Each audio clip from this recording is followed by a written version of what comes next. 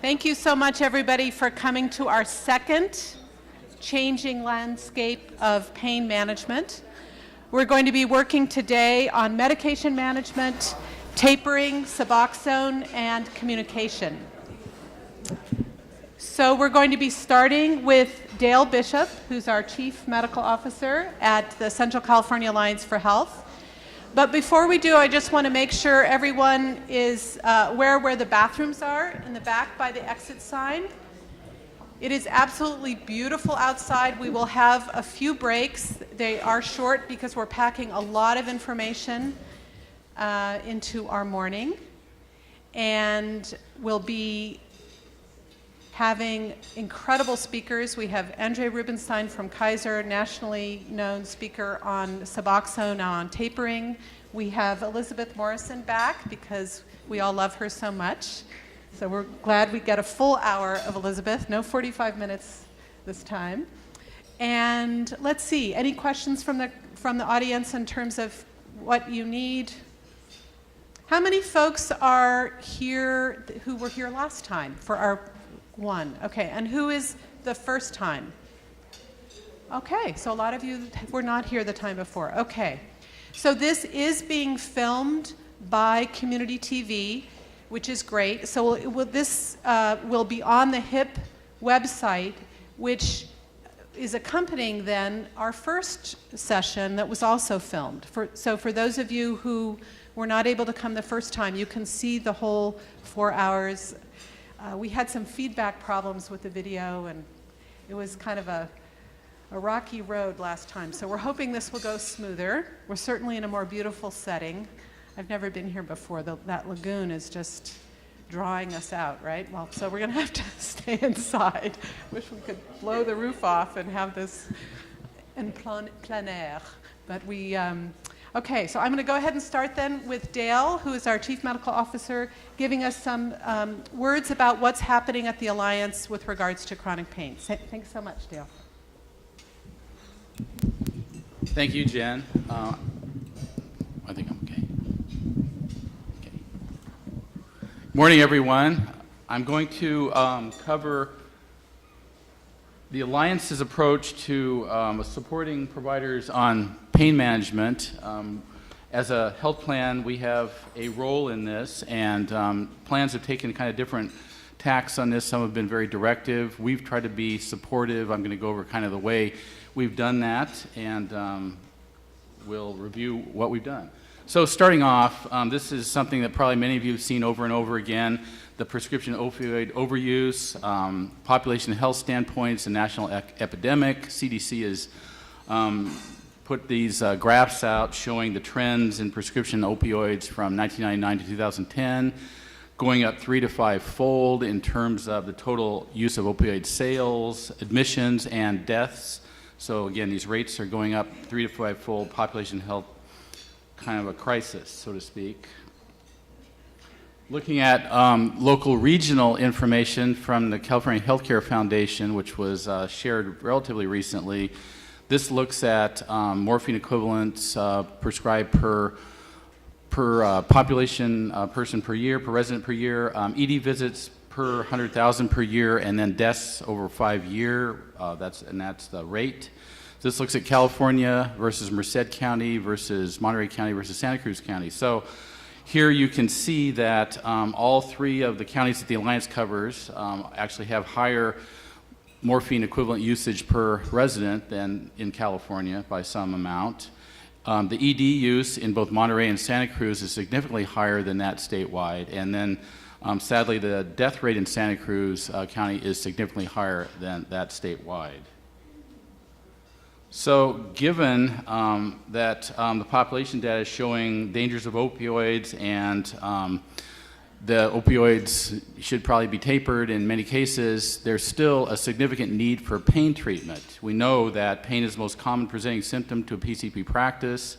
And last year, the Medical Board in California came out with prescribing guidelines and basically said that guidelines are not meant to be a mandated standard of care. and deviations from the guidelines may be appropriate given the needs of individuals. So in other words, I think there are people with a lot of pain that may need these medications. So, one size fitting all, tapering everyone off isn't necessarily the answer. So from there, what has the Alliance been doing? We've been trying to support providers in safe prescribing, promoting sharing of current best practice, offering some resources to help treat pain other than opioids, and promoting emerging best practices.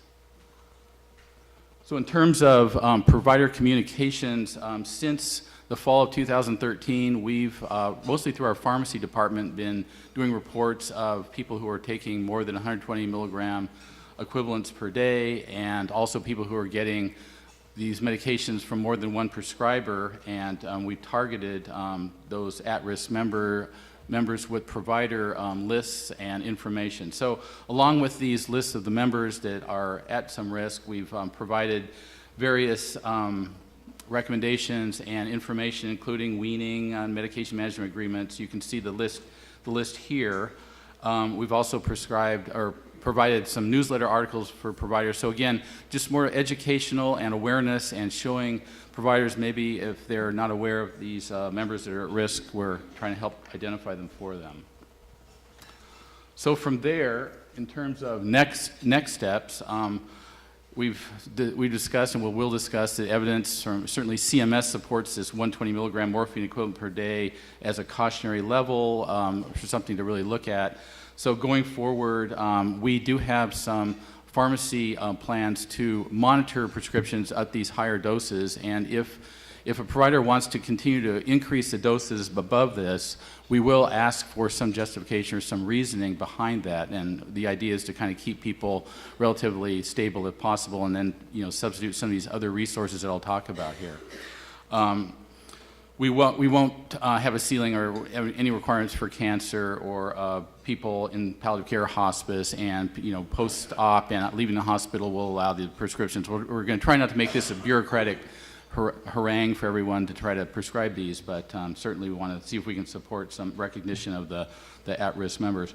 So then from there, in order to decrease use of opiates when we can, we're going to try to promote best practice through CME programs like this. We're going to be promoting certainly the medication-assisted therapy discussion today with Dr. Rubinstein, and we're going to be certainly trying to address some of the behavioral health issues. Certainly empathetic communication is important. Other areas of promise are mindfulness meditation, and certainly trauma-informed care, recognizing that many people with chronic pain also have significant emotional pain, and they may have had adverse childhood experiences, and addressing those through behavioral health and counseling may be very, very important. There's also opportunity in the future for PCPs to become more involved with substance use disorder treatment, and certain our substance use disorder programs are expanding at this point also. Going on to community collaborations, the Alliance has participated in the development of community collaborative efforts, standardized approaches to pain. Monterey County worked very hard on a Prescribe Safe Now program, which was successfully implemented in the fall of 2014. The ED and PCPs collaborated on some best practices, really giving messages to the public on where they are going to be able to get medications and appropriate ways to approach the ED and urgent cares and all. So it's been very successful. Santa Cruz County is now doing a program developed an opioid safety coalition, and Merced County is also making plans to do similar work, and the Alliance will try to support those efforts. So telementoring, I wanted to mention this because I think there is an application in your packet for Project ECHO, which is a UC Davis program for pain, basically noontime teleconferencing, televideo conferencing, where there are 20, you have to commit to 20 Tuesday, from noon to 1, conferences on this. You get CME credit, And we've had about 5 of our practices do this, and they were very, very positive about it. Some felt that it was very helpful for them developing their own internal guidelines and protocols for this. Their didactics and case presentations. We have, I think, 4 or 5 practices right now signed up. We are sponsoring this through UC Davis, so it's of no cost to the providers, but if we can get some more people signed up, that would be wonderful. In terms of offering alternative resources, we've promoted alternative treatment modalities, including acupuncture and chiropractic care. These are not full Medi-Cal benefits at this point, but we've piloted the acupuncture program, and in January 1st, it will be available to all Medi-Cal members who are with the Alliance. So that will be hopefully get some information further about that, but we really want to see if people maybe can substitute acupuncture for some of the opiates being used. We've also worked to try to increase our panel of specialists who can back up PCPs who help with members who are on very high doses of medications, and we actually have piloted this program in Monterey and Santa Cruz counties. We have, I think, 2 more providers, 2 more specialists that are signing up with us now, so we should have a pretty good panel of backup support to help with managing some of the medication issues for those on high doses. We also are working on a pilot program to reimburse PCPs if they do want to do some addiction specialist work. The Alliance pays capitation to PCPs, but that certainly doesn't support the kind of work it would take to do addiction care, so we're working on a way to reimburse PCPs in addition to the cap, a fee-for-service payment for work being done for addiction. And we've also, through our Beacon Managed Behavioral Health Organization, developed a list of counselors and providers who are fairly adept at helping counsel those with chronic pain problems.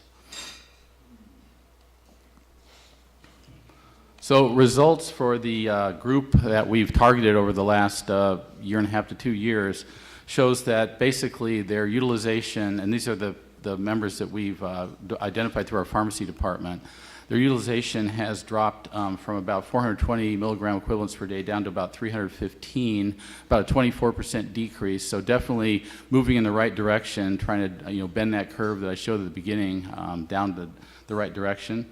So we think that the collaboration with the providers and all is working to this point. Our hope is to continue this trend downward over the next year. We've set a measurable goal for ourselves, and of course the really ultimate goal is to improve safety and efficacy of pain treatment for Alliance members and for the community. Thank you. Yeah, question? You kind of quickly went over the chiropractic. Yes. Yes, January 1st, yes, I mentioned that, yeah, I'm stuck on acupuncture. But chiropractic will be available to all Alliance members. Right now, chiropractic is available, these are kind of convoluted explanations in Medi-Cal, but bear with me on this. Chiropractic is available to those who are signed up with FQHCs only, and we feel that's really 2 standards of care. So starting January 1st, chiropractic care will be available to Alliance members who are being seen by community physicians as well. So basically it's 2 visits per month, and members actually can self-refer for that. Yes? Is this only for patients who actually have pain syndromes, or is this for all Alliance members who need access to acupuncture and chiropractic care? So ideally, we're looking for pain syndromes, theoretically for the 2 visits per month, so that, so I'll have to give you more convoluted Medi-Cal benefit information here. So 2 visits per month, self-referral will be for any diagnosis.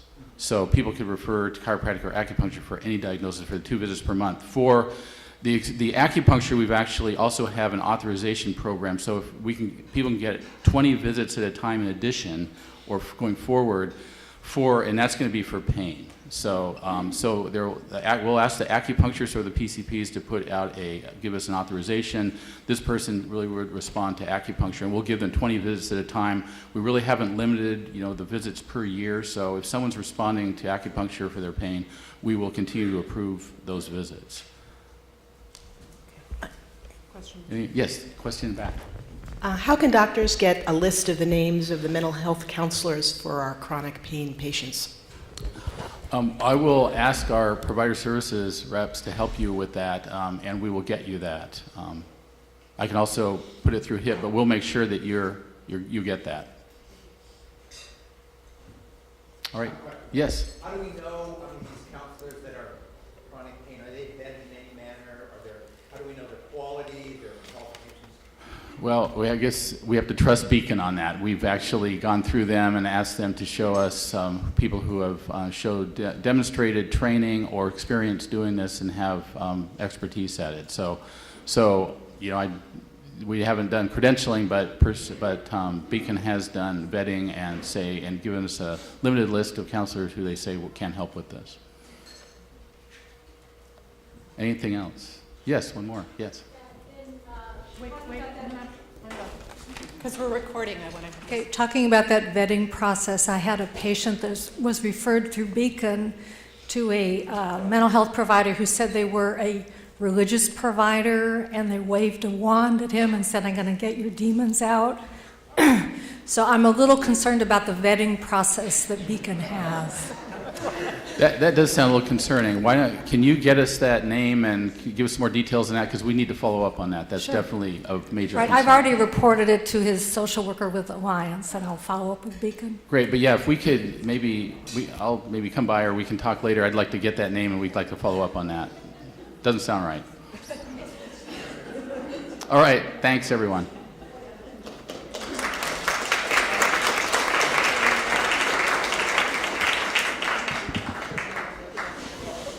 Can you lower that?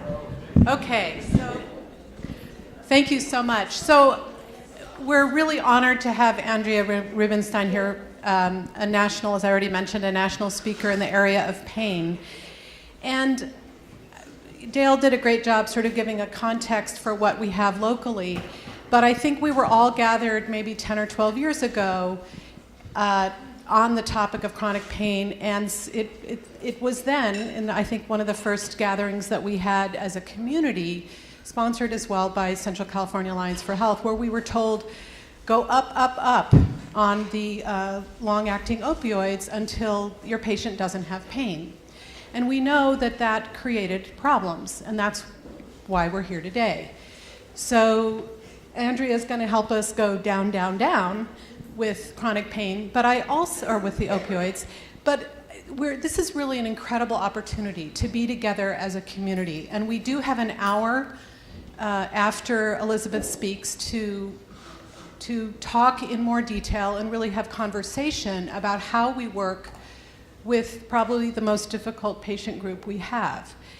So thank you, all of you who sent in questions and patient scenarios, and we're going to integrate those into that hour-long time. Both Andrea and Elizabeth have read your questions, and so just be thinking as Andrea is speaking. If you have other questions, we really want to try to have a conversation after the two presentations from Andrea and Elizabeth. So it gives me great honor to present Andrea Rubinstein. She went to medical school at Stanford, and that's where she began her interest in chronic pain. She did her residency at Duke in anesthesia and joined Kaiser in Santa Rosa in 2007. And she's the head of the Department of Pain. And we just are so lucky to have her with us today. Thanks so much, Andrea.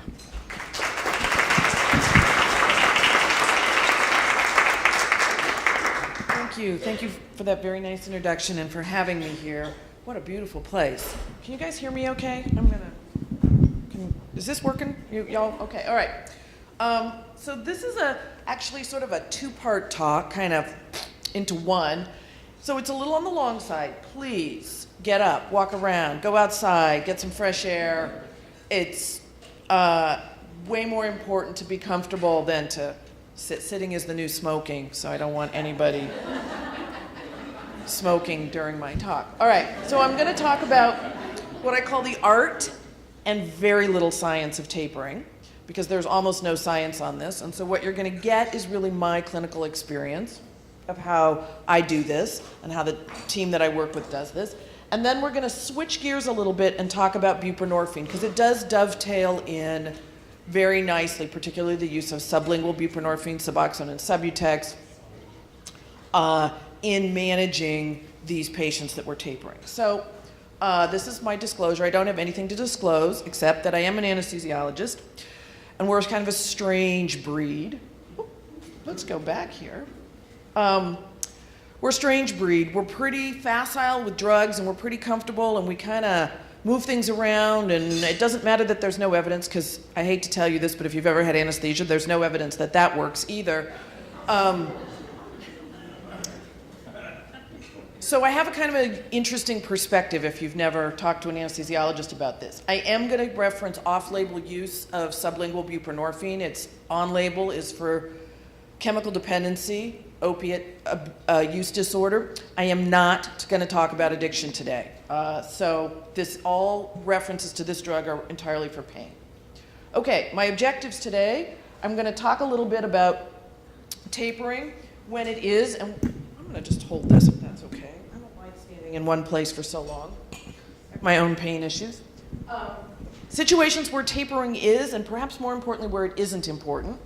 Help design appropriate types of tapers based on particular qualities of that patient, and then troubleshoot tapers to avoid derailing, and this is really key. Like, anybody can reduce a dose from 1,000 milligrams down, but if it derails the patient and they leave your practice and go to somebody else's practice who perhaps isn't as skilled as you, or worse, get drugs on the street, you haven't really won the battle. And then we're going to shift gears a little bit and start to talk about buprenorphine, and the pharmacology of this drug is really important, so I'm sorry you're going to go back to second year med school and get some pharmacokinetic discussion. And then finally, clinical pearls around how to use this drug effectively in this particular patient population, which, as I said, is pain. So that's a lot, so that's why I said get up and move. Okay, the other warning I have is that you're going to have to do some math.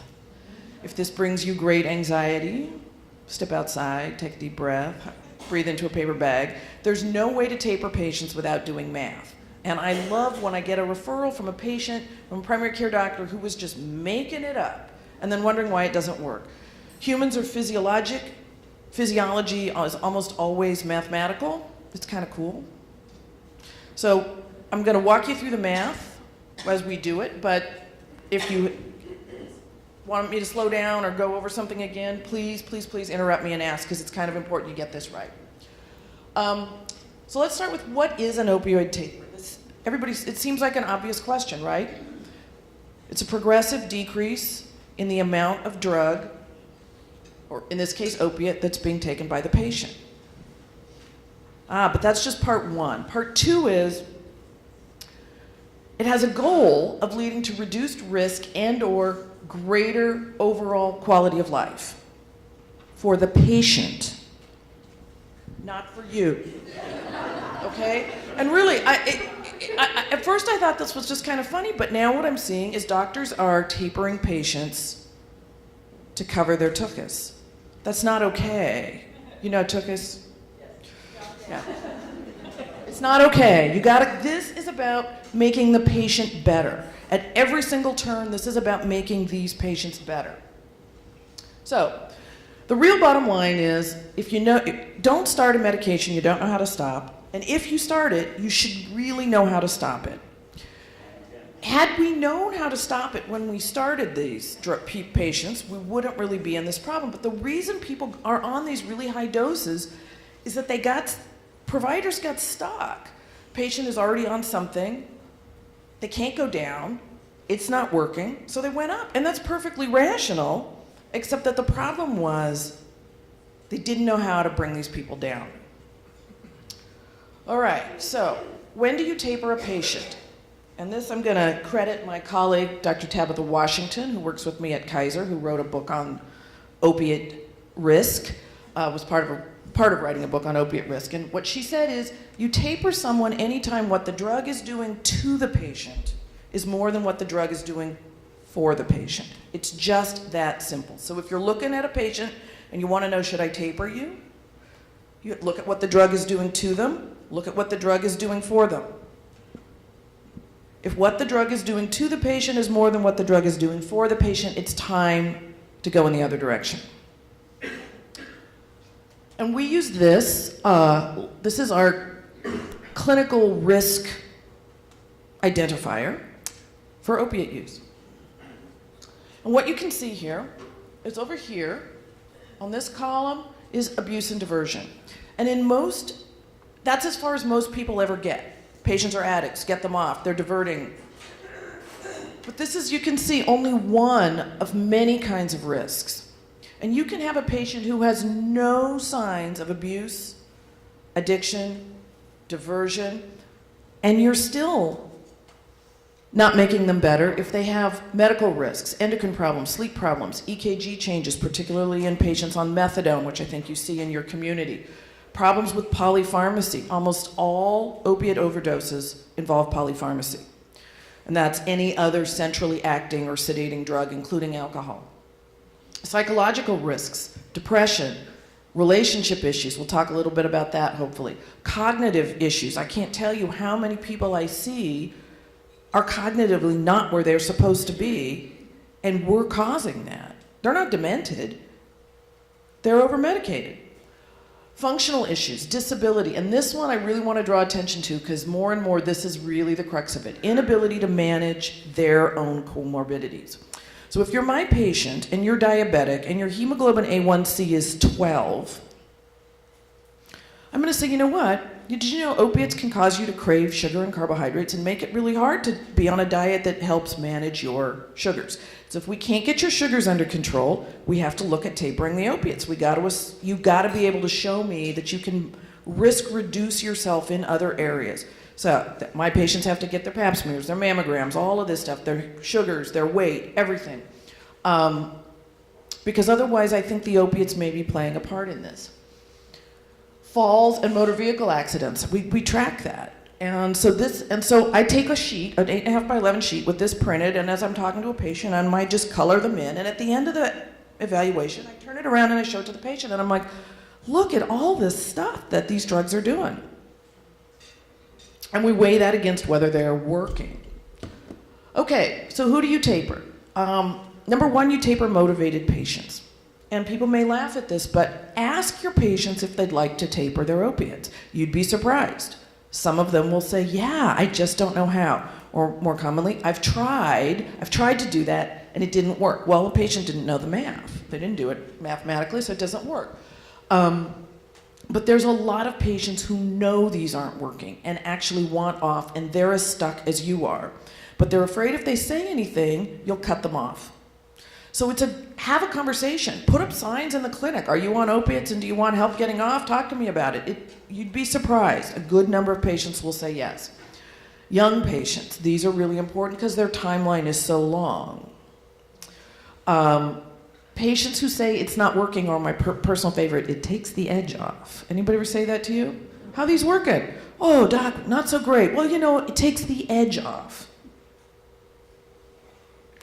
Takes the edge off opiate withdrawal. Is what it takes the edge off. Not a reason to be on opiates. These things need to work. If you're going to use them, they need to work. Patients with diagnosable hyperalgesia, which is pain actually being caused by the opiate itself. And we see this more on patients over 120 milligrams of morphine, we think. So that's probably why we've kind of made that cutoff there, because after that point, you really start to see side effects go up, including hyperalgesia.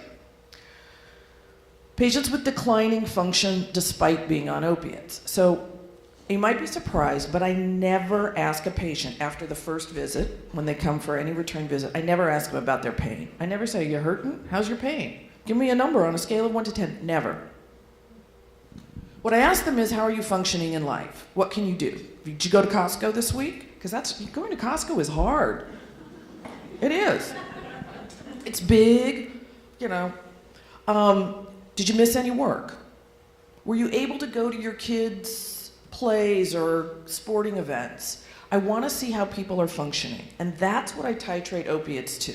So if they're taking opiates and they're in the recliner all day long, I don't think I'm getting a lot of bang for my buck. So people with declining function. Patients on opiates with complex polypharmacy, as I said, most of the deaths are in people who are using opiates and something else. So if you want to tackle a group right away, get the people who are on the benzos, the muscle relaxants, even some of the tricyclics off of the opiates. And then patients whose underlying pain issue may have resolved. And seems again so obvious, but particularly in patients who started on opiates postoperatively for, say, a compound ankle fracture. That is a very painful thing, and people are on opiates for that routinely for several weeks to months. And by the time that postoperative course has resolved, they're dependent. Not addicted, mind you, but physiologically dependent. So when they try to stop, what happens? One of the things that happens when you're physiologically dependent on opiates is the pain that you were put on that opiate for comes back as part of your withdrawal syndrome. So they may not actually have any pain in their ankle anymore. It got fused or plated or whatever. I hope there's no foot and ankle surgeons in here because I'm probably really messing up what you do. But there may not be any pain there. But when that patient tries to stop, when you say, okay, well, it's been 16 weeks, I think you're done with Norco. Patient says, my foot hurts. That's withdrawal. If you got them all the way through that withdrawal and out the other side, there might not be any pain there at all. So when I look at someone who's been on opiates for a really long time for an old surgery, I really try to target those patients. Does that make sense? There's others, but this is just kind of a good example of people that you might want to look at for tapering. So the next thing is, who don't you taper? Do not taper addicted patients. If you can accurately make the diagnosis of addiction, do not taper these patients. These patients need treatment immediately. In the same way that you don't say to a patient who's having an MI, why don't you lower your cholesterol? Because we don't have time. Many of these people who are addicts, they can't control their use, and that's one of the hallmarks of addiction. They will die before you get them tapered. And you will think you're tapering them, and you'll say, well, instead of taking 10, take 9, and I'm going to give you 9. But they go home and they take 15. Then they run out and they're in withdrawal. And next week you say, well, you did great on 9, I'm going to give you 8 this week. And they go home and they take 15. And all you're doing is making them run out earlier, but you're not really tapering them. Do not taper palliative care patients. Those patients, we are not working on function, we are working on comfort. And I shouldn't have to say this, but I have been referred palliative care patients. I got one yesterday. End-stage renal disease, hepatocellular carcinoma, pulmonary hypertension. Please taper his Opana. Do not attempt to taper psychiatrically fragile or unstable patients, at least not without very close connection with psychiatry on these. The people can really come unglued, and you probably don't have the resources in the primary care setting to handle that. So that's something, if it's going to be done, really needs to be done as a multidisciplinary kind of a project with care management. And I don't think pregnant patients are great targets for tapering either, although some people are doing it. Okay, so who to taper, who not to taper. Now, about the people that say it takes the edge off. It's so interesting. I love what my patients say. When they tell me it takes the edge off, what they're telling me is, I need this to not feel bad, right? The edge is what you feel like when you start to go into withdrawal. Why do you say that when they're being treated for pain? Ah, The edge off the pain. excellent question. Excellent question. These people go. Pain meds don't cure pain. It's just like dark glasses. Your patients are probably in and out of withdrawal multiple times a day. They're not necessarily taking your medications the way you want them to. And so if they bunch up a whole lot of medications during the day, and they're not dosing round the clock, if they're taking immediate release drugs, they're in withdrawal in the morning. That's usually the signal they get from their body that says, I want to take another pill, is they're trying to stave off decreasing serum drug levels, which is another word for withdrawal. If you're right, and what they're saying is it takes the edge off my pain, that's not a good reason. These should be doing more than taking the edge off, right? If you're in severe pain and all we're doing with a drug that causes problems with your endocrine, with your GI, with your GU, with your cardiac issues, and all we're getting is the edge taken off, I don't think we're getting a good risk-benefit. The other thing I find is that some patients use these as performance-enhancing drugs. I have a patient that says, I need my 8 Norco a day. I can't figure skate competitively without it. Then you can't figure skate competitively is my answer. You can't use these drugs to be able to do things that you can't do, because that's how you get injured, and that's how this cycle kind of perpetuates itself. So, not performance-enhancing drugs. I need it to hang drywall. I need it to be able to work 16 hours a day. I don't think so. Now, it's very different, really, and I have a lot of sympathy for a lot of our patients who have to work and have physical jobs, and they may not be able to do a basic job that puts food on the table. That's a different thing. But when you're using these drugs to function at a level that you are not physically conditioned to do, you're using these drugs as performance-enhancing drugs. Okay? All right. So types of tapers. These are the two I'm going to talk about today. Physician-directed taper, that's me. That's where I say, today take this, tomorrow take that. And then the patient-directed taper, which is a kind of a cool way to taper some patients, particularly highly anxious patients who need a lot of control. There's 3 other types. The rapid taper, which I almost never do. The group taper, which can work if you have the resources for it, but I'm not going to talk about it because very few places really have the resources to do group tapers or inpatient tapers, but it's a really interesting model, and if anybody wants to talk about putting a group together to taper opiates, I'm happy to talk to you about it. Okay, these are my rules for tapering. The longer they've been on, the slower this is going to go. It is not unusual for me to take 2 years to taper somebody. If they've been on for 15 years or more, you can figure it's going to take 2 years to get them, maybe not even off, but down. If they don't use something daily, just get rid of it. So if they're using MS Contin 60 milligrams BID, and they're using hydrocodone for breakthrough pain, but they tell you they don't use it every day, great. You don't need it, get rid of it. From a withdrawal point of view. I like to, when I taper people, to use what I call one small currency.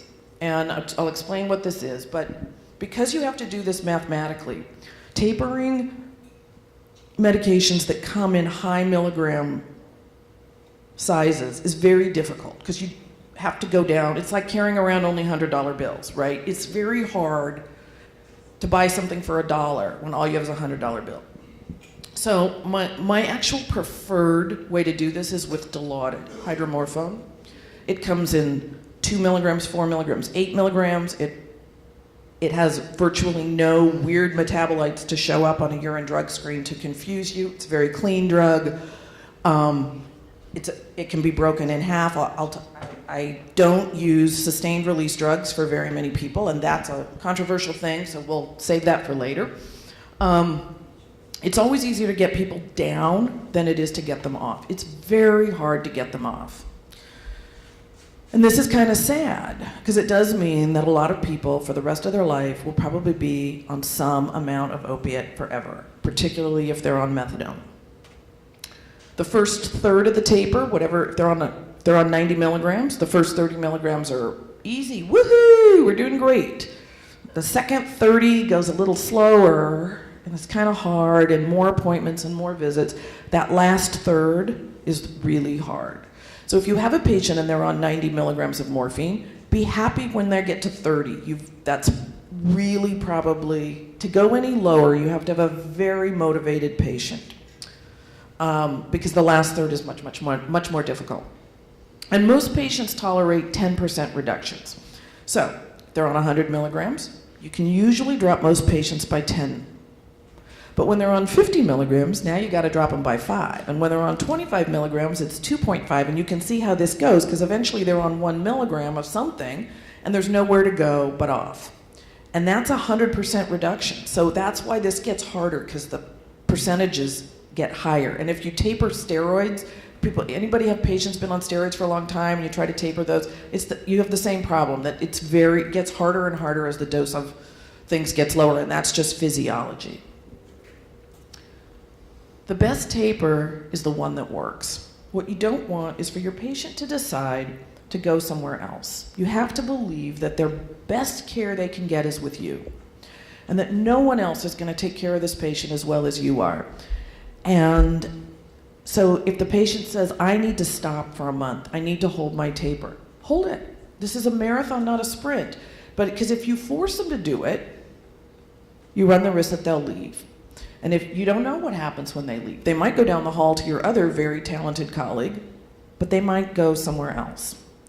And so since this is about making the patient better, not you, you gotta do what, you really gotta work with the patients. I never taper during the months of November and December. I give all my patients 2 months off if I'm tapering them. It's hard, the weather's terrible, the days are short, everybody's got stress.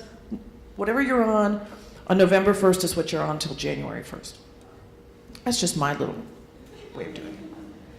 Sometimes I give people a month off for their birthday, you know, because I'm not in a hurry. I'm not in a hurry. They just have to be moving in the right direction. Okay, so let's do a case. This is a real patient of mine who came to me. Now, he's one of the first patients I got when I came to Kaiser. I thought, oh my word. He's a 55-year-old man, and he's new to Kaiser Permanente of Northern California. When you're new to Kaiser, we say you're coming from the outside. Coming from the outside. He was coming from the outside. We don't really know what goes on in the outside. But we know it's out there.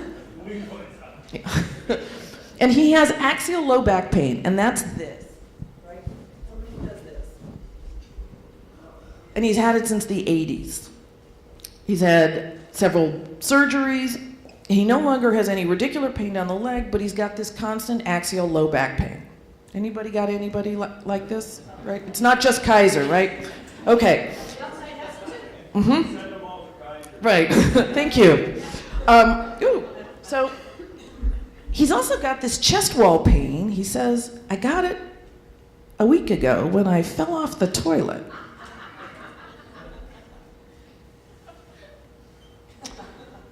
Okay, so, and I can't pee. And he's, of course, at Kaiser, when you come from the outside, the first thing we do is we send you to every possible specialist. So he's seeing a urologist for this, and he's seeing me for the pain, and he's got primary care's doing the blood pressure thing, and he's disabled and he's on SSDI. All right, so here's a digression on back pain. There's no evidence that opiates work for back pain. In fact, let me take a poll in this room.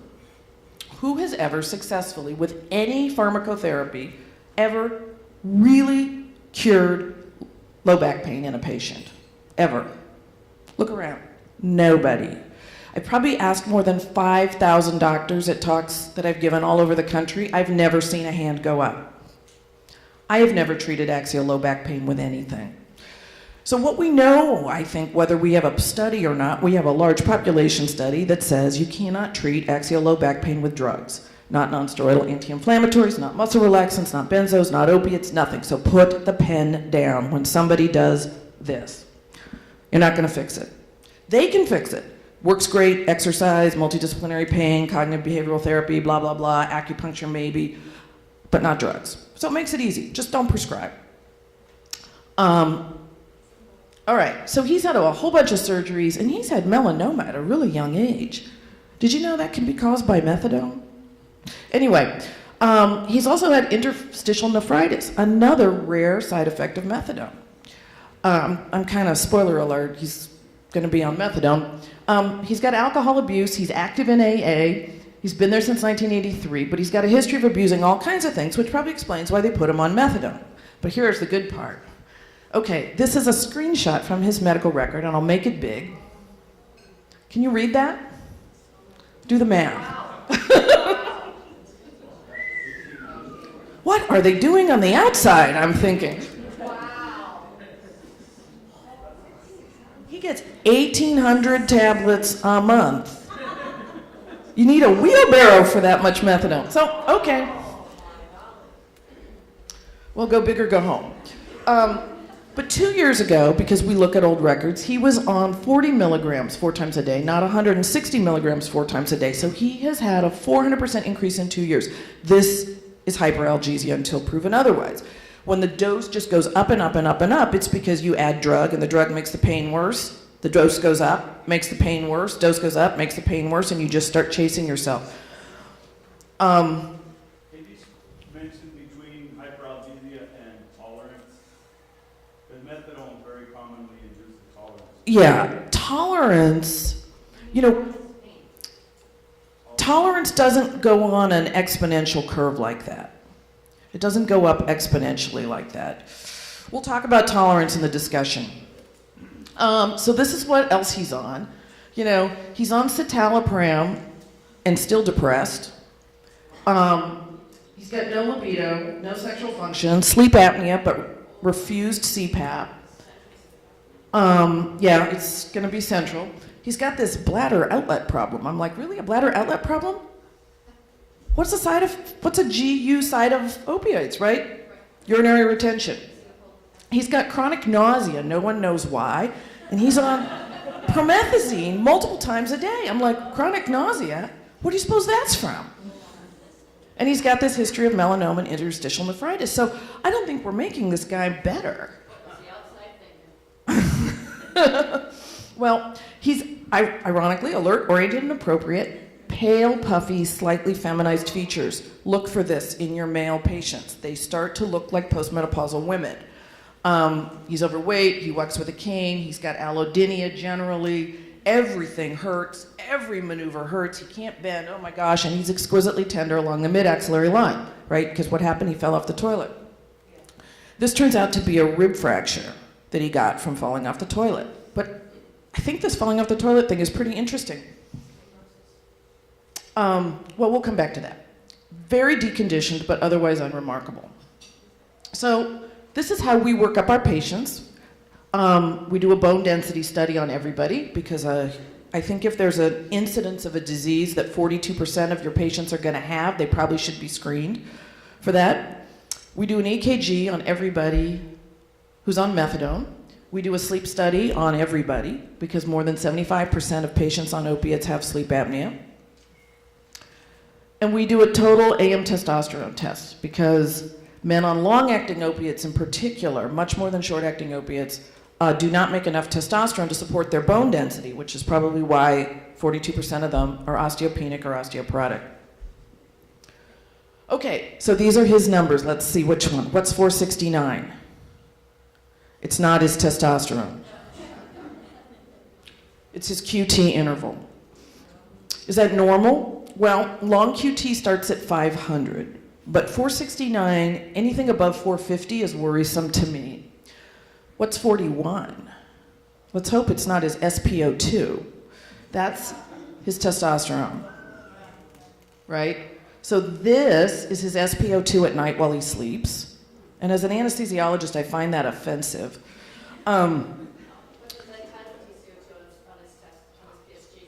I don't have that. I don't have that, so I don't know. But his nadir SpO2 at night while he sleeps is 75% saturated.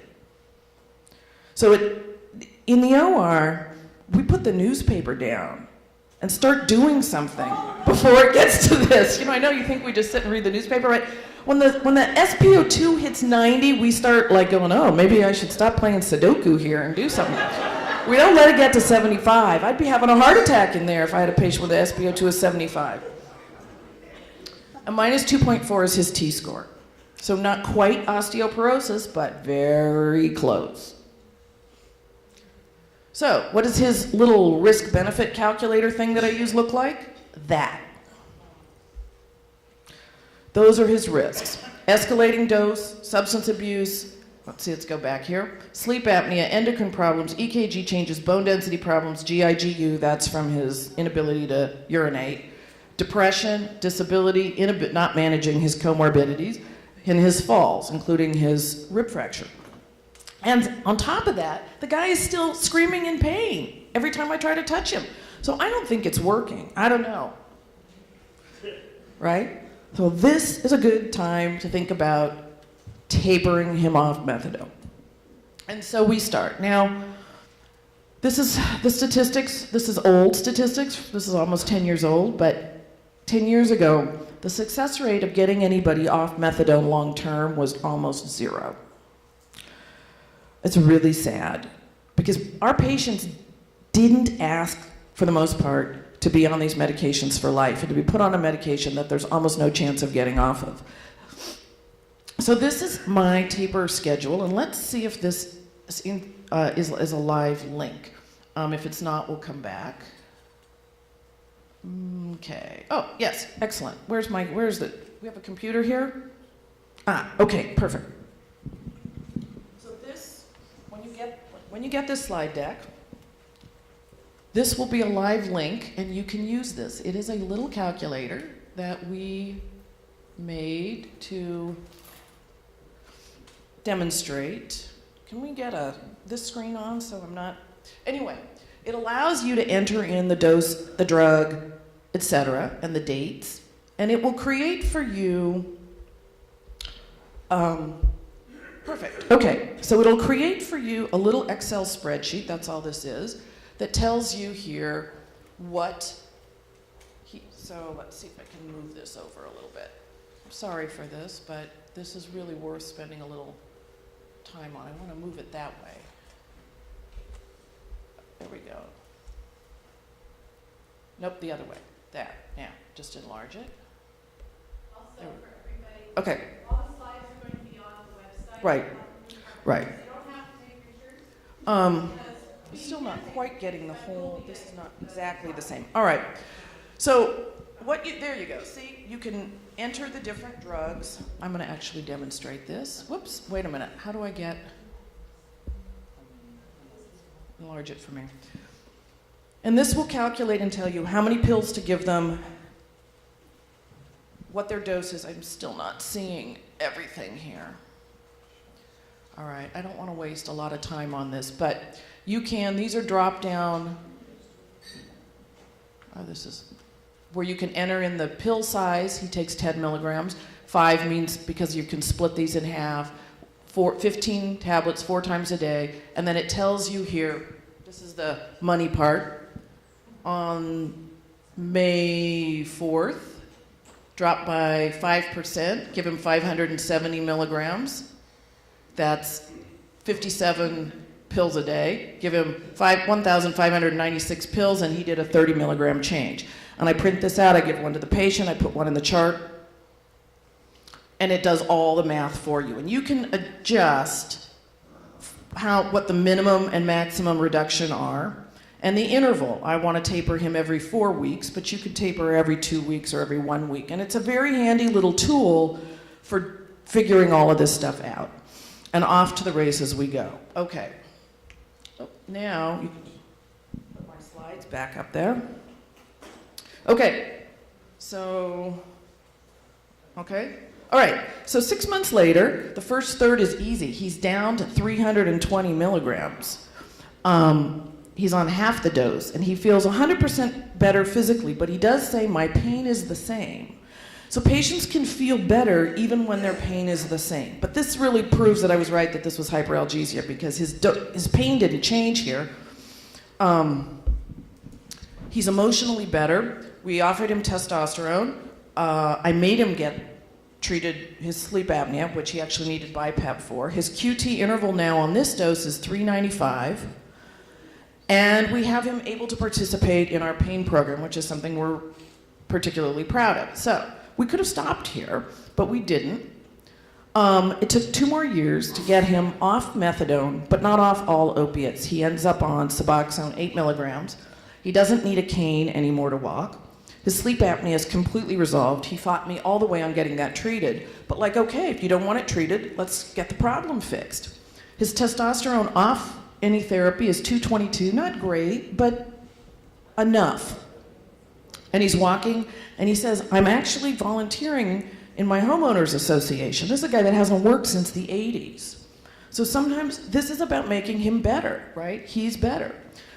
So I say you gotta know the forest for the trees when you're doing this. You need to talk to your patients honestly about what this process is like. And you probably have to taper a few patients before you really know what this process is like. I also always give them the option to return. I'm gonna taper you, let's taper, let's try it. What do we have to lose? I'll put you back on what you were on if this doesn't work. And by the way, I've never had a patient ask to go back on their full dose. Sometimes I'll taper them down and they'll ask to go back 1 or 2 notches, but I've never had anybody say, I want to go back to what I was on. We offer a lot of reassurance. This is labor intensive. I saw this guy 22 times during this taper. in the office, face-to-face, 30-minute visit. So it takes a lot of time. You got to educate people about the risks. You got to point out their function and where they're getting better, a ton of support, and always give the treatment plan in writing. Okay, so that's case number one. This is sort of the summary of it. Make sure you diagnose the comorbidities, fix them if you can, and keep things from getting worse.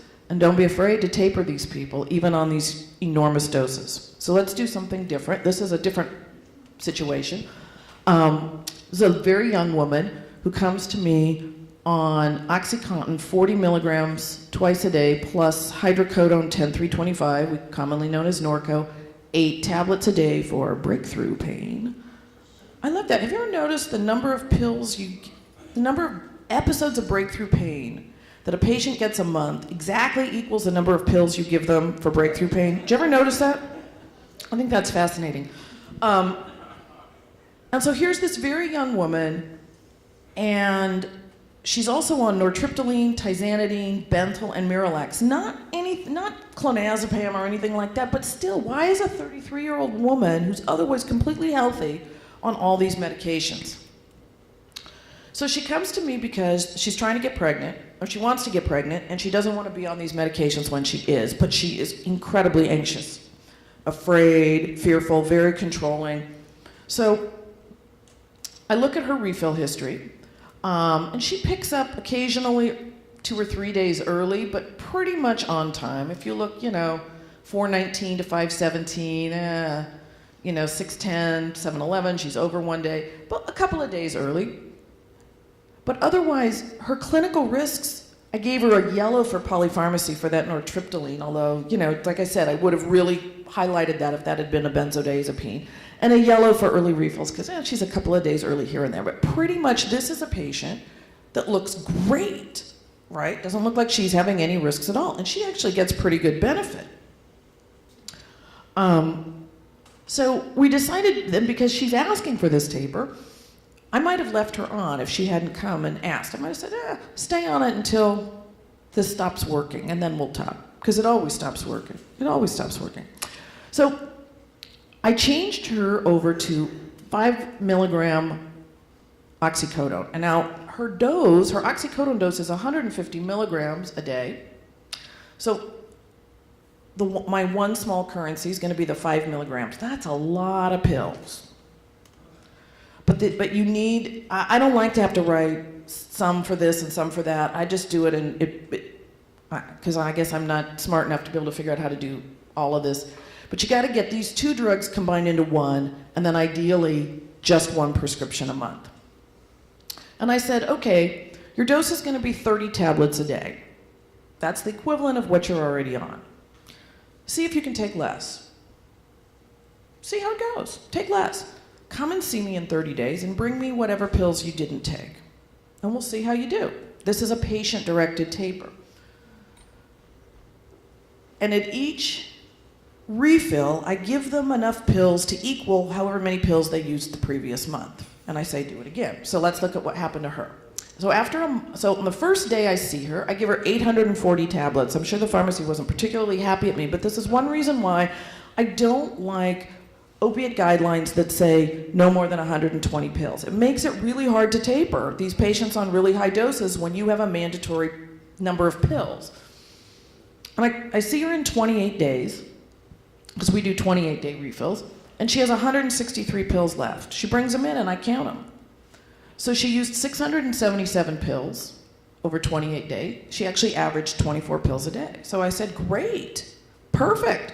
Let me give you 24 pills a day for 28 days. That'd be 672 pills. But you already have 163 left from last month. So I give her 509 pills. So in 1 month, it seemed huge, 840, but 28 days later, she's on 509. And this is just an iterative process. You got to see them every month. You got to count the pills. You got to do this over and over and over again. But here's what happens. After 60 days, 2 months, she's on half the dose. I could never taper somebody that fast. So when this works, this is the fastest way to get somebody down. Because I would have gone, 10% this month, 10% next month, and so on. When she does it, She's now on 80 milligrams a day, 50% down. But after 6 months, she's only done another 10%. And that's what I mean. It gets harder as the dose gets lower. But still, I'm happy. 10% is 10%. Yay. Question, do you tell her how to take it? You say this last 3 hours or just take it?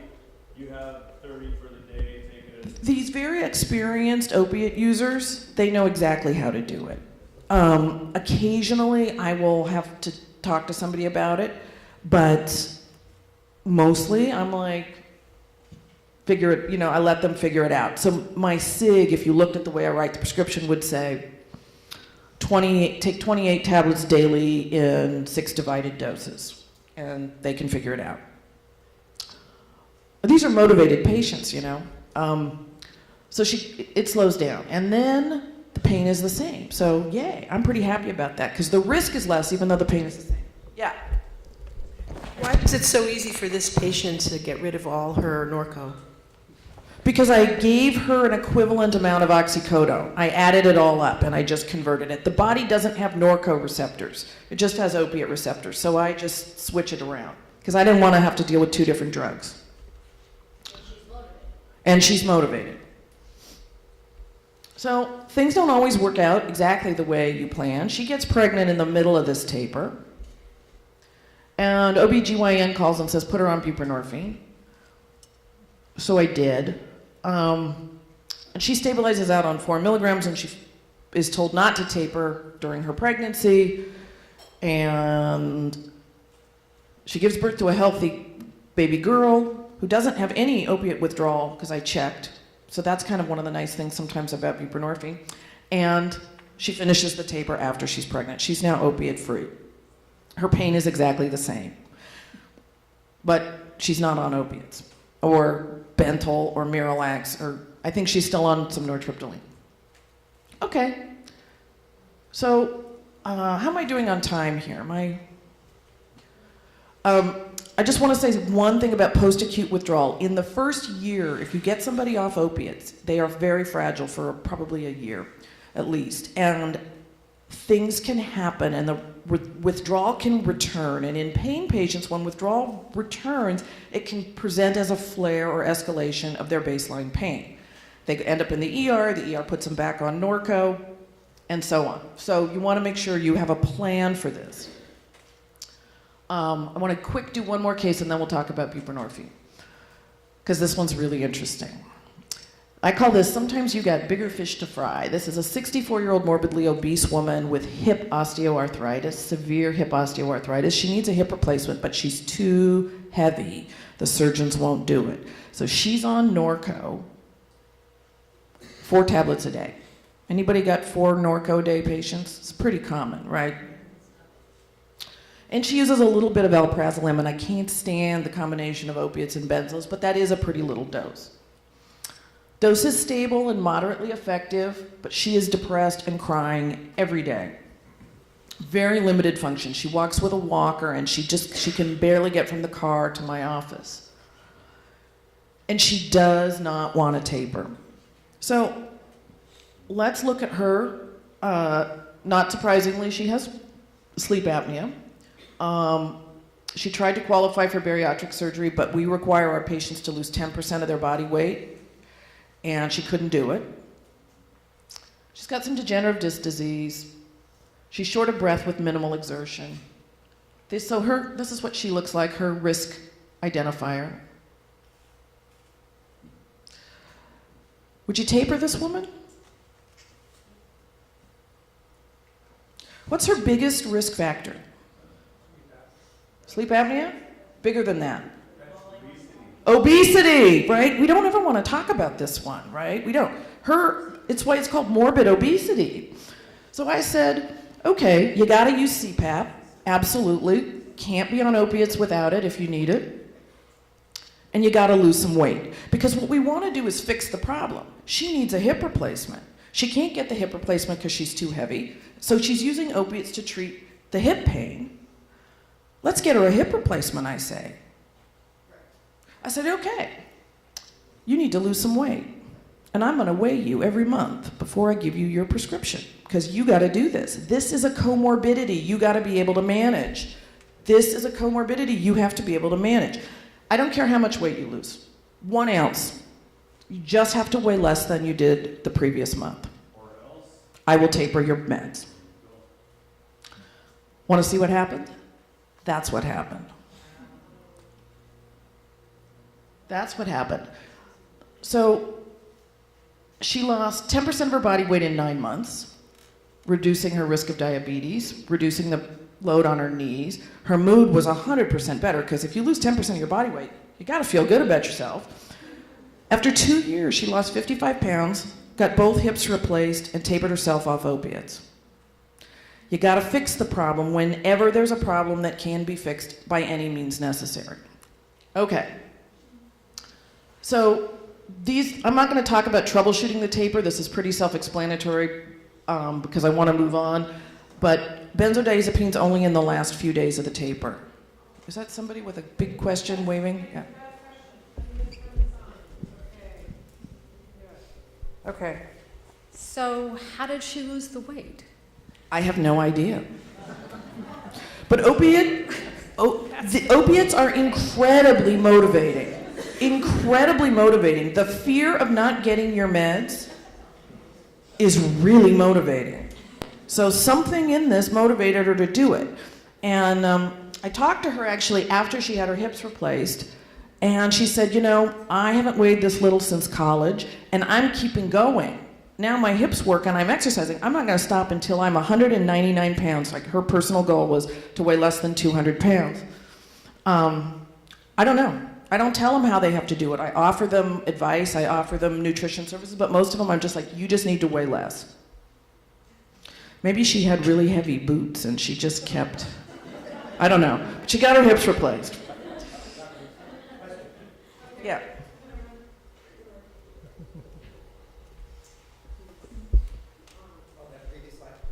For someone who says they hate the combination of benzos and opioids, and you're saying the last 7 days you'd allow benzos, could you comment more on that? The last 7 days of a taper, when you're really going off, completely off opiates, it can be pretty rough. And I'd rather give somebody 7 days of Valium to make it through that period than have the taper fail. Because they're not going to stay on, I don't like them used chronically, but this is for someone who's now got taken their last dose of whatever. Then we start the benzos in the last, for the sort of the last 7 days of the hump. Because this is really brutal. I think everybody should have to see what this really feels like. This is awful. So this is compassionate at that point. It's not really a combo because the opiates are gone.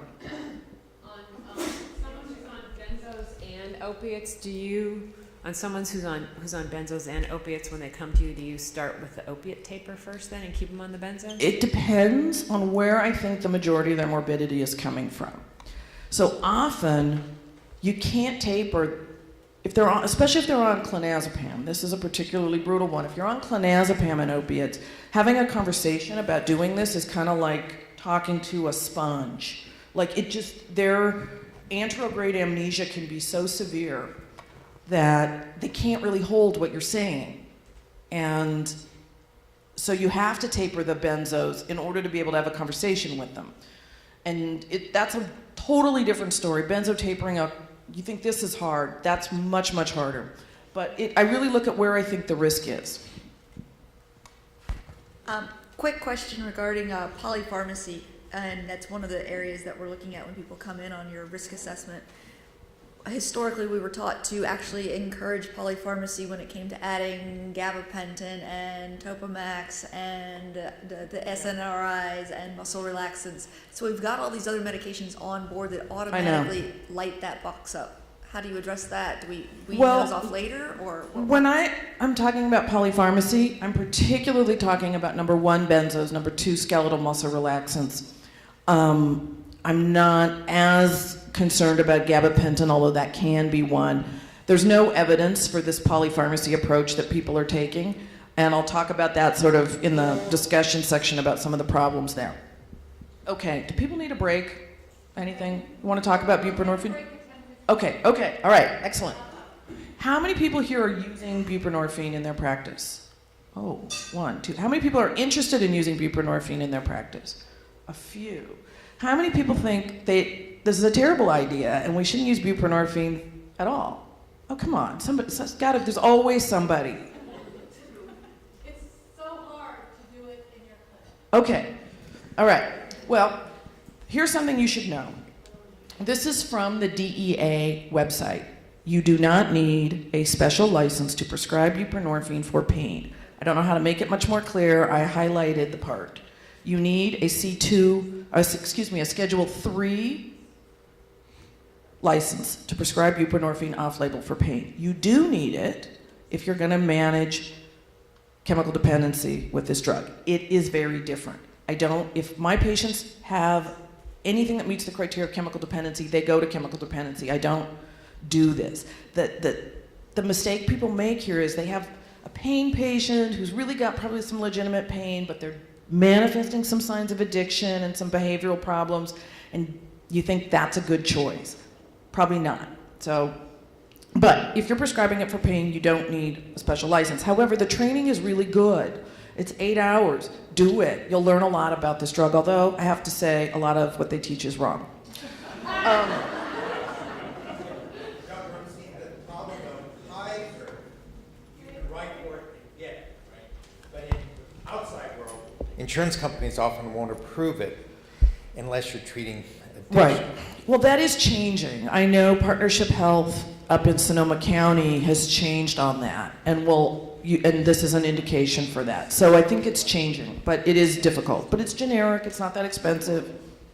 Anyway, one more thing about the naloxone, because I'm surprised sometimes this is a confusing point. The difference between Subutex and Suboxone is that Suboxone has naloxone in it, and Subutex doesn't. That naloxone is only an abuse deterrent. Naloxone has no bioavailability orally or sublingually. So if you're taking this drug as prescribed, they should be functionally equal, Subutex and Suboxone, because the naloxone should just do nothing. It is not blocking other opiates. It is not antagonizing anything. It's there to keep you from injecting the drug, in which case the naloxone becomes active. That's why it's there. Okay? There's nothing else. Don't get hung up and confused about this. It drives people crazy, and it's one of the things people get really confused about. Okay. The difference between Suboxone and Subutex is that Suboxone has naloxone in it. Naloxone is only available to the body if it is injected. It passes unmetabolized any other form. The reason it is there is because when this drug got FDA approval for the treatment of opiate use disorder, a lot of people were using heroin, and those people are very good with a needle. This is a home-based treatment. You give people a bottle of this and send them home, and they didn't want people injecting it. So it's put in there to basically self-destruct the Suboxone if you inject it. It kind of works, it kind of doesn't. That's another story, but so those two drugs are equal. We use Suboxone because it's cheaper for us, and that's why we use it. Yeah.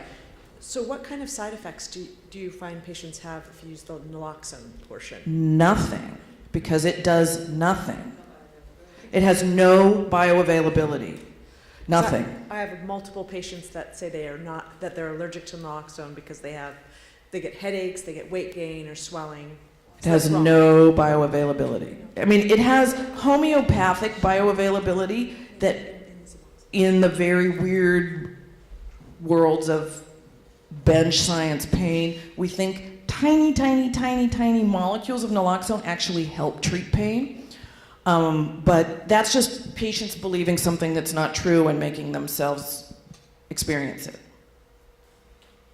If they're taking it correctly, it does nothing. So you can take pain medicines on top of naloxone? Yeah, we're getting there. Okay, so those are two myths about buprenorphine, one that the naloxone does something, one that you need a special license. There's 3 other myths about this drug. One is that it isn't analgesic, or it isn't a very good analgesic. One, that it has a ceiling effect for analgesia. Now, it does have a ceiling effect for respiratory depression, which makes it very safe. About 1 milligram of sublingual Suboxone, Subutex, buprenorphine, whatever you want to call it, gives you the maximum amount of respiratory depression you're going to get. So you don't have to worry if someone takes 1 milligram, 2 milligrams, 4 milligrams, 8 milligrams. Their respiratory risk is about the same. And the third is that somehow other opiates are blocked by this drug. So we're going to go through these one at a time because you can't use this drug if you don't understand really how it works. And this is what I mean. This is a little going to go back to med school here. Analgesia. It's a great analgesic. This is looking at 101 patients post-operative. So this is acute pain, but these patients just came out of the OR, and by the way, while they were in the OR, they got some kind of opiate, I promise you. And then they got either buprenorphine or morphine. This top line here is morphine, this bottom one is buprenorphine, and this is a pain scale on 0 to 100. So you can see at 2 hours, they're about the same. Buprenorphine tends to be a little better as time goes on. All right, well, that's acute pain. What about chronic pain? That's what we're talking about. This is a relatively recent study from 2014. The dark bars are pain before buprenorphine. The lighter bars are pain after conversion to buprenorphine. And on the bottom, you see the basic morphine equivalents people were on, which also kind of busts the ceiling effect idea that you can't convert people.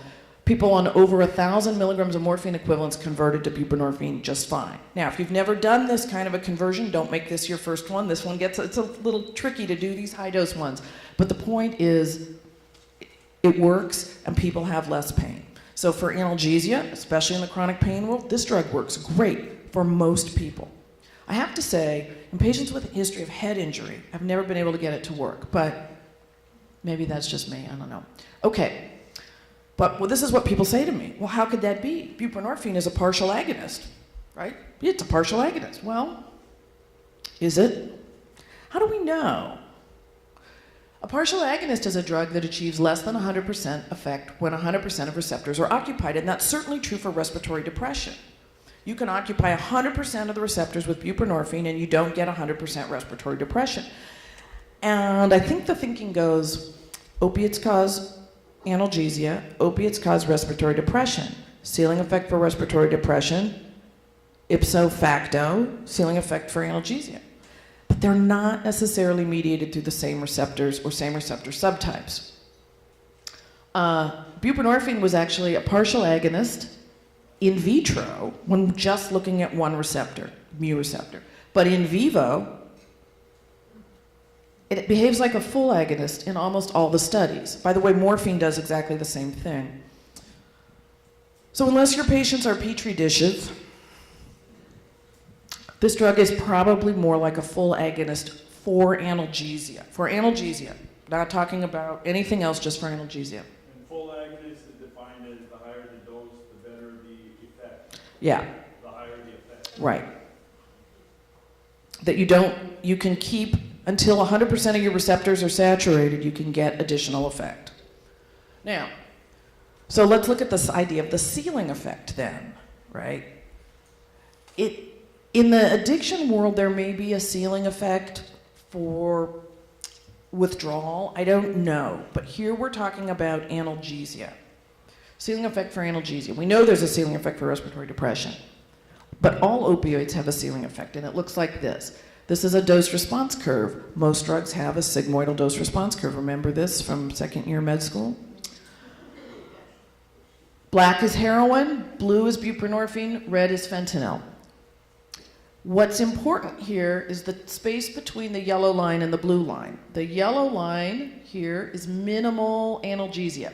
So sigmoidal dose response curves, you get not enough, then you get to a dose, you start to get something. That's like 5 milligrams of hydrocodone, right? This is powerful analgesia, and most opiates have a linear dose response curve between minimal and powerful analgesia, and that's why they're pretty easy to increase the dose, and although this is a logarithmic scale. But all of them flatten out. All these drugs flatten out up here. The problem is, by the time fentanyl and heroin flatten out, you're above the apnea line and you're dead. so it doesn't matter. But buprenorphine, you could just keep going. So in theory, there is a ceiling effect because you don't die. Because you're around to go, wow, I've taken 6,000 milligrams of buprenorphine, because by the way, that ceiling effect is like 10, well, this is a cartoon, by the way, this isn't real data. I'll show you real data next. This is actually mouse data, but see, it looks almost the same. It's buprenorphine here, fentanyl, morphine. It goes up and up and up and up. You get 100% anti-nociception, then you keep giving more drug, and you die. That's because that stops. But the buprenorphine one just keeps on going. You're at 100 milligrams per kilogram up here. You're not getting any more effect. All your receptors are saturated, but you're not dead. So is that a ceiling effect? Well, I don't know. I don't think of it as a ceiling effect.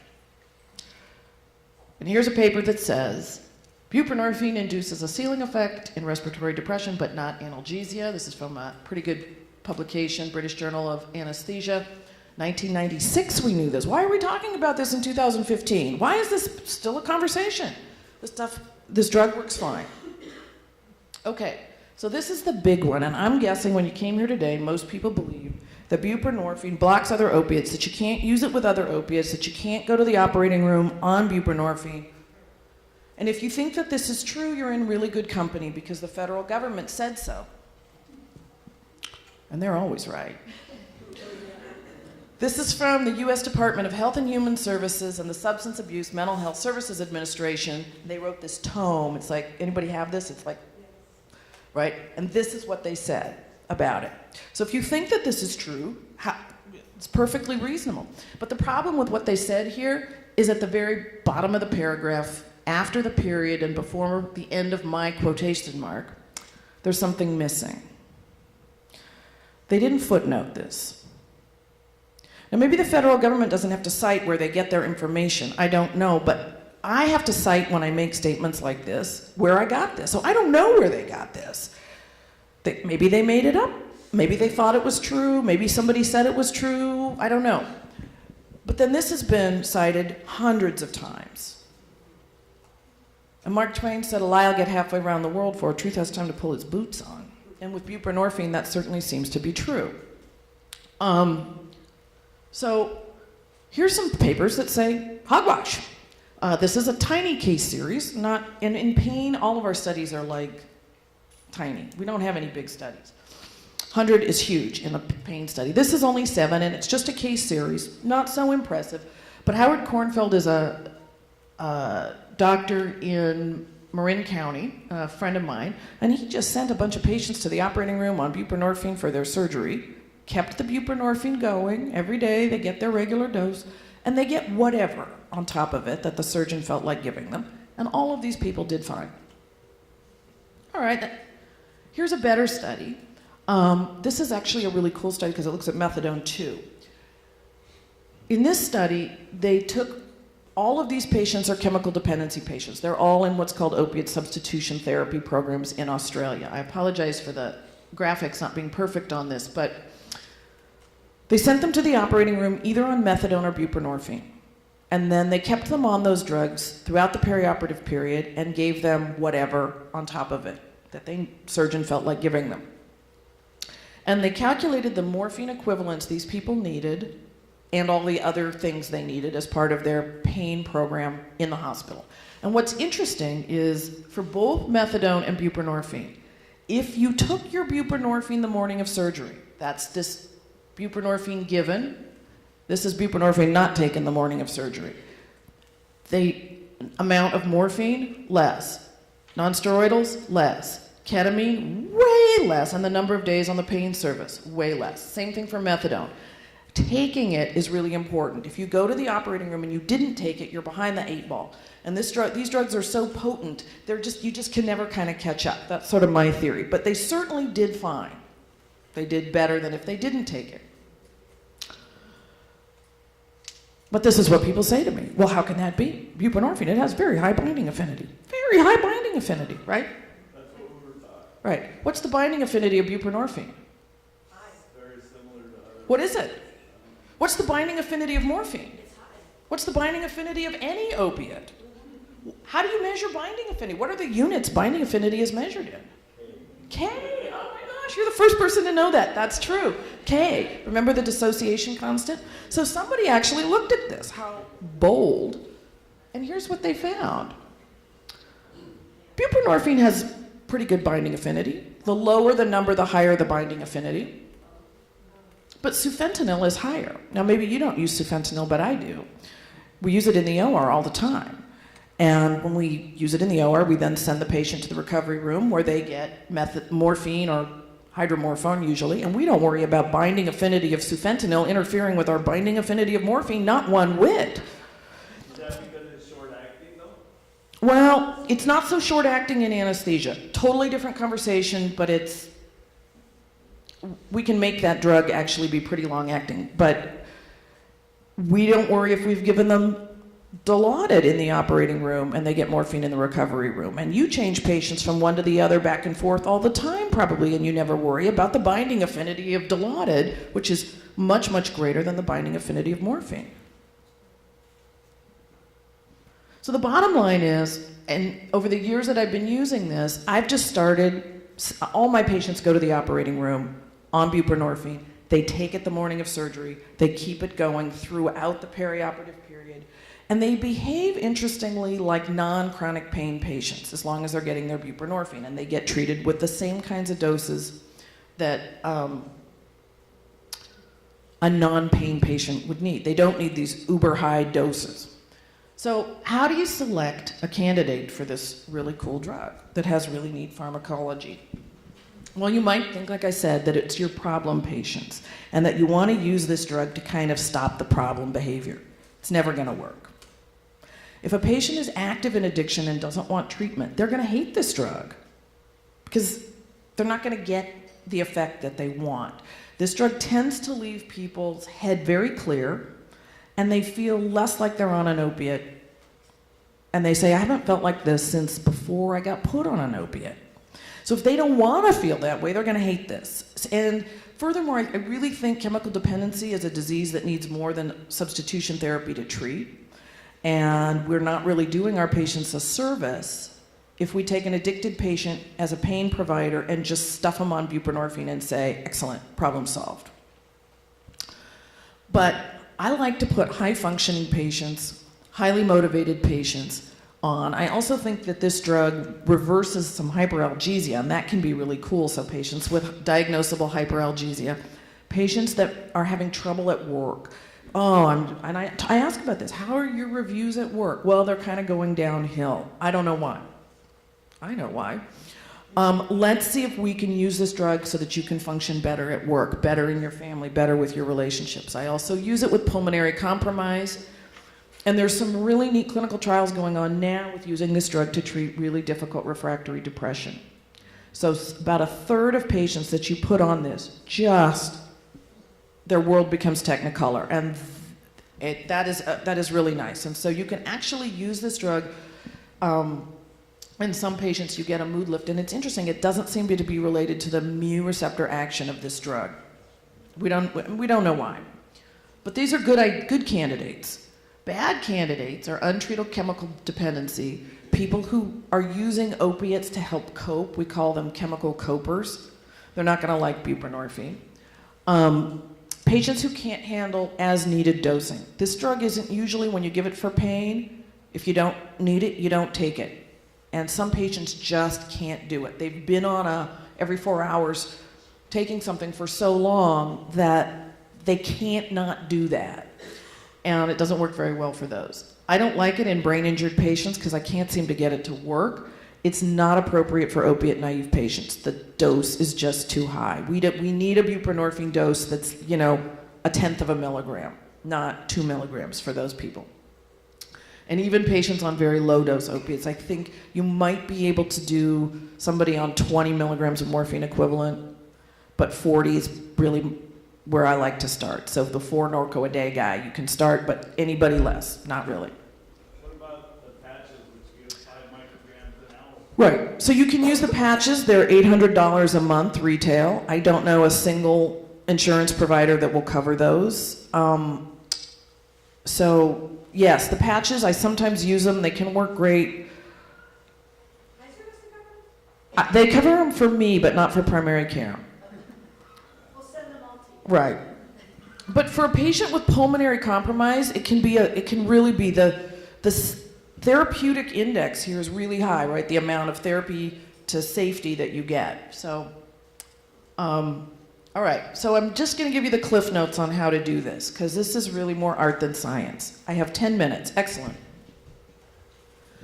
If you're just starting to use this drug, pick a patient who's on less than 180 milligrams of morphine equivalents. Can you do it on higher? Yes. But work up to that. Also, do not convert patients from methadone until you're really facile with using this drug. It can get really sticky. Stop all the opiates. The rule is 18 to 36 hours. It probably doesn't really have to be that long. I do in-office, but the movement nowadays, I should say, is to doing home inductions, where you give the patient the pills. They know how to withdraw. You think you have a patient that doesn't know how to get themselves into opiate withdrawal? When you feel sick, take one of these. It's kind of how a home induction goes. But we do them in the office because I'm an anesthesiologist and kind of a control freak. So I have them bring the bottle to the appointment. We do a COWS scale, which is a measure of how in withdrawal they are. They need to be, I believe, over 3 to start.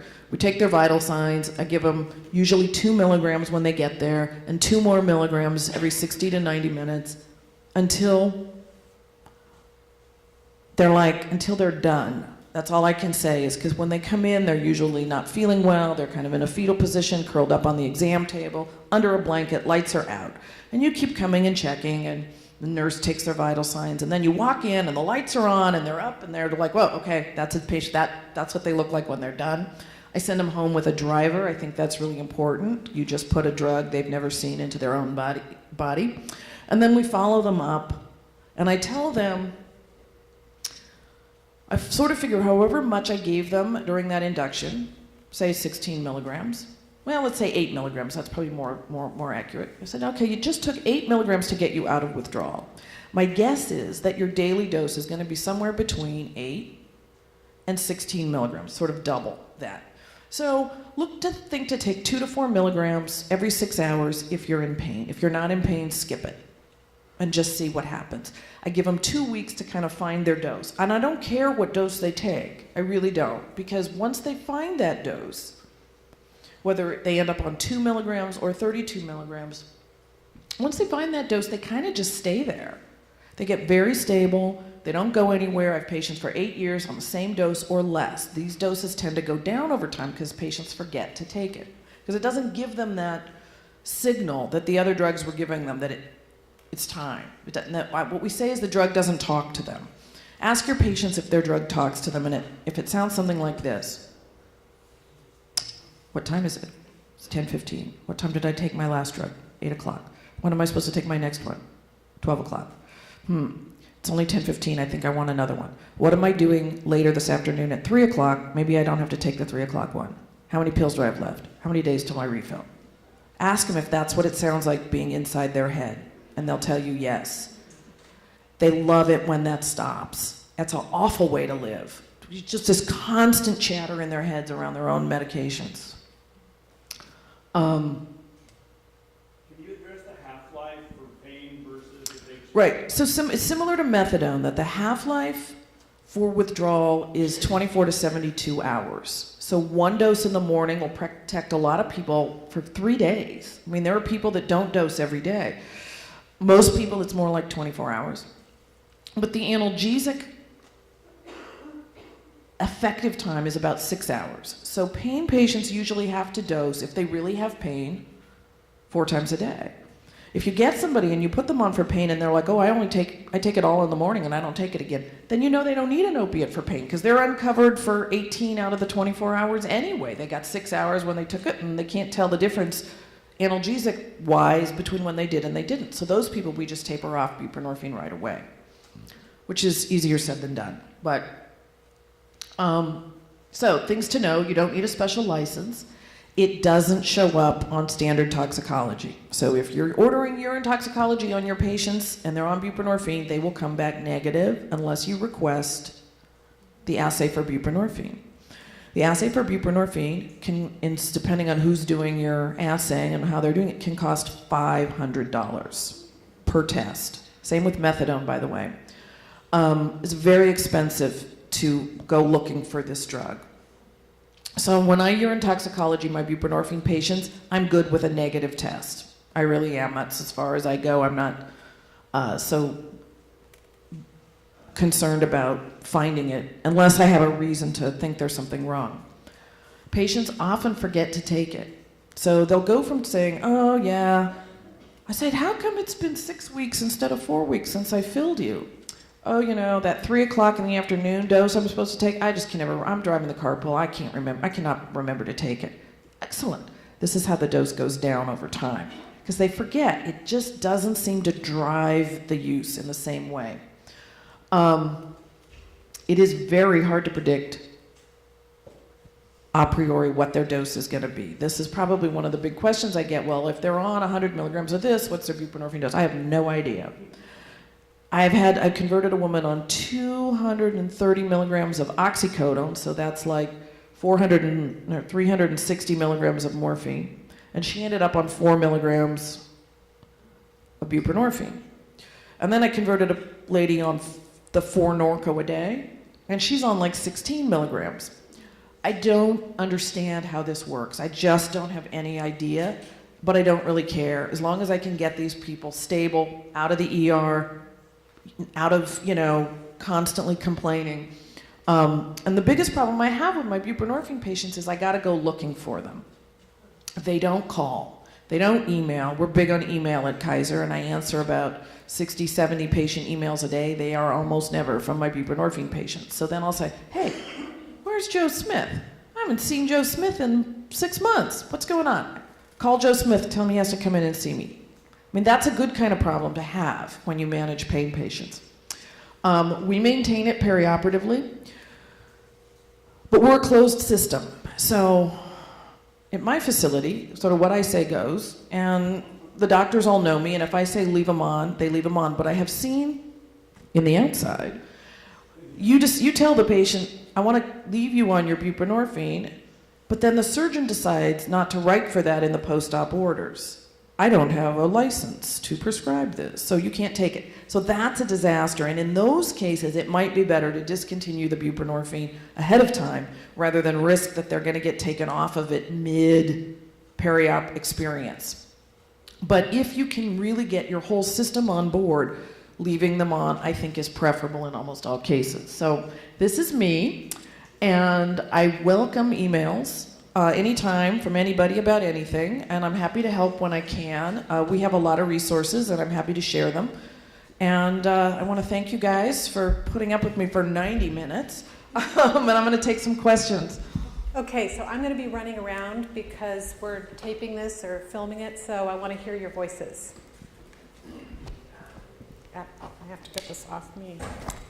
So that was a lot of good news to handle in a short period of time there at the end. So I expected you to put up a 1-800 number there at the end. Call now. And you can pretty much call me 1-800 anytime. So the question is, why wouldn't I run back to my clinic, schedule all my opioid-dependent patients, and switch them all to buprenorphine, respecting the list of poor candidates? Like most of our patients are the poor candidates. Right, fair enough. So other than that and methadone.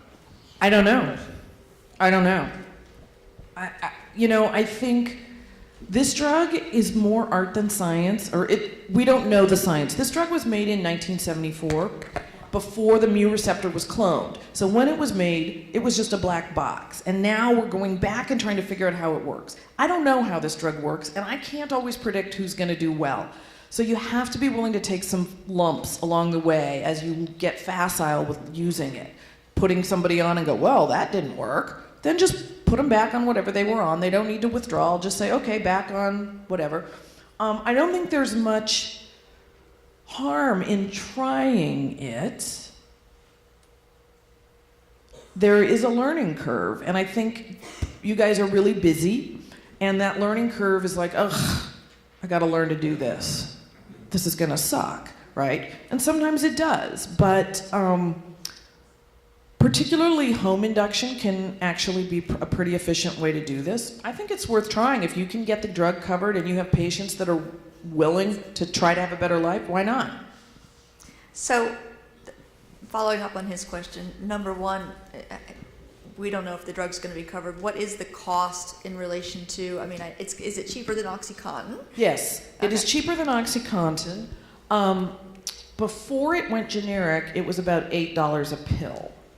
And now I think it's less than that, but I don't know how much. Okay, and secondarily, I know that we lose that respiratory depression issue that we were talking about with the opioid folks before. Do we lose some of the other things too, like the hypogonadism and or are we still dealing with that array of things? Okay, so we're just looking at that research-wise. I did a study that looked at that, and what we found was men on buprenorphine, and we looked at 1,585 men on various opiates and then sub-analyzed them. And this is a small study because there weren't a lot of men on buprenorphine, but their testosterone levels are statistically significantly higher. They're not phenomenal, but they are higher than any other long-acting opiate, okay? They're lower than short-acting opiates, probably, but certainly than other long-acting opiates, the testosterone levels are higher. I don't think we have all those answers, and I think if we wait to get all the evidence, and that's a big criticism I hear, well, I want to wait for some more evidence. Well, if I waited for evidence, I couldn't get out of bed in the morning, and I got to get up and go to work. So I don't know what to say about all those other things. I really don't. I will say this about the ceiling effect for respiratory depression before I forget. It is not clear that that effect is maintained if they are on another centrally acting drug. So I cannot tell you that buprenorphine plus Valium, for instance, provides any additional safety over morphine and Valium. There's no evidence that that's true. There's no real good evidence that it's not true, but I just am hesitant to say when you talk about polypharmacy, it's a different story. So we're talking about patients on an opiate and not on alcohol or other centrally acting drugs. Thank you. It's been a wonderful talk. I just wonder if you could touch really briefly on your preference for Dilaudid, which I never use. Okay, well, so I do a lot of urine toxicology, and I carry the urine toxicology bat phone for Kaiser. And I get a doctor calls, and he's like, oh, I just ran a urine toxicology on this patient, and it's positive for this and this and this and this and this. Is it right? I'm like, I don't know, right? I have no idea. They're on morphine, and they're positive for Dilaudid, and they're positive for hydrocodone, and they're positive, most drugs have a lot of metabolites that make it very difficult to assess compliance from a toxicology point of view. Dilaudid has none. So it doesn't have any weird metabolites. It doesn't have a metabolite that's half as active as the drug like, oxymorphone does. So I like it. Anesthesiologists tend to like drugs that are very simple and very clean. And that drug we just call it a clean drug. It's highly potent. It's available oral, rectal, IV, IM, sub-Q, intrathecal, epidural. You can use it any old way you want. And it doesn't have a lot of drug-drug interactions. It's, it has relatively normal pharmacokinetics. It's pretty reliable pharmacodynamically. So I like it because it's predictable for me. Wonderful talk, thank you. Sorry Welcome. for so many questions. I'm happy to be a local resource. I've been doing buprenorphine for addiction for 12 years Yay. and have used it quite a bit for pain as well. So anyone wants to get started, I'm happy to help, or you have questions. And I think that's really how it is. You draw on the talents that you have in your community, and one person teaches another person, and then that person becomes a teacher, and it spreads that way. I'd imagine that you get referred from all your colleagues in Kaiser to deal with patients who are identified as problem opioid patients that get sent to your clinic? Yes. What % would you say are that you see that you need to send on to addiction, and you say this is not, after you've looked at them, this is not someone that's appropriate? I think I believe addiction as a disease, it occurs in about 1 in 10 people, and I would say about 10% of the patients that I see demonstrate active, untreated, addictive disease. and we get them help, or we offer them help. You know, you can't make them get help, but you cannot be part of the problem, right? So I just saw a guy who, history of methamphetamine abuse, history of alcohol abuse, DUI, bad motor vehicle accident, which is how he got his DUI, pelvic fracture, spine fracture, blah, blah, a year ago. Everything's healed, and he's on opiates, and he's like, I want more. And I'm like, nope, no. I mean, and there wasn't any way to reason with him, and that's a big red flag for me. If I can't make you understand, and all you're like is, you know, no, more. You're not listening to me. You're not listening to me, I want more drugs. That's a problem. And I'm like, I think you need to go back to chemical dependency. He instead chose to give me a very graphic gesture and walk out, but that's, you know, but I'm not part of the problem. And I had the referring physician stop prescribing, and we'll see. Now, does he go on and decide to use heroin? Possibly. And I think that's really a shame. That's why I don't like to cut off my pain patients at the knees like that. But I think addiction is a disease that's as serious as a heart attack, and you gotta try to get these people help. And, you know, buprenorphine can be at least harm reduction in that situation, but you gotta be willing to go and get it. And I've just decided in my own practice not to cross the line of doing both. It can be done very well and by very skilled people, but since I have a department that does that's the way we handle that. But it's about 10%, and about 90%, and in there is probably 50% of those people, so 10% is active untreated addiction, and 50 to 60% is what I would call moderate to severe chemical coping. And they're using these drugs to cope, but they're using it's rational to do that. They don't have a lot of coping skills. They have often very difficult lives, psychosocial issues, you know, all kinds of things. And opiates lessen emotional pain, or at least it's perceived that way by the patient, as well as physical pain. It lessens suffering. And so it's part of their coping strategy. But once we get agreed that that's the coping strategy, then we can start to work on that. But that requires that you get these people another coping strategy before you take their drugs away. It's a very labor intensive and very expensive to do. And, you know, my sister-in-law said about my kitchen floor one day when she looked at it, she said, you know, you can have a clean floor or you can use a mop. Tells you something about my kitchen floor, but the point is the tool we're using is wrong, is inadequate to do the job correctly. The 20-minute, 15-minute visit with no mental health support or very little mental health support or being seen only every few months. Like, you're never going to get this done that way. You're just not going to get it done. It's the wrong tool. If this is important, then resources need to be put into this to get the job done right. Anything else is just not going to cut it. Thank you so much, Andrea.